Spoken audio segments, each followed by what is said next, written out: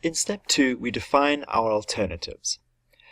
We always begin with the status quo, so that'll be our policy 1 alternative. The status quo is a result of the Higher Education Act of 1965, which has resulted in 35% of New York City's high school graduates entering college. Only 35, right? Now, the key element about this act is that it had very little data on students and their families, right? It didn't make provision for that, and so often students that come from the wealthiest backgrounds, in other words, the top 35% of New York students, were going into college, right?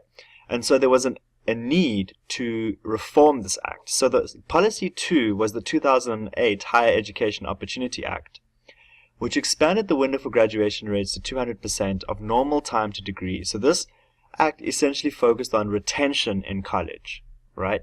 It began to understand college a little bit more. And the third policy alternative is to implement college and career readiness standards in schools. So in other words, it's calling for a curriculum change at high school level.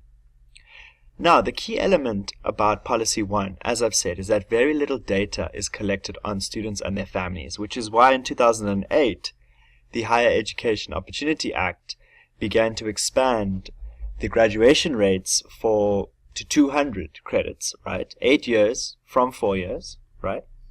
But it also began to look at collecting more data on students and their families. So not only did it focus on retention in college, it also focused on collecting data. However, it doesn't make much provision for looking at the curriculum in high school and preparing high school students for college. Okay, and so those are the three distinctions between our three policies. 1, collects very little data, policy 1. Policy 2 collects data, but only once students graduate from high school. And policy 3 focuses on high school and not on college level. So those are the three alternatives we have. In the next step, we're going to be looking at the criteria through which we will analyze the pros and cons of these alternatives.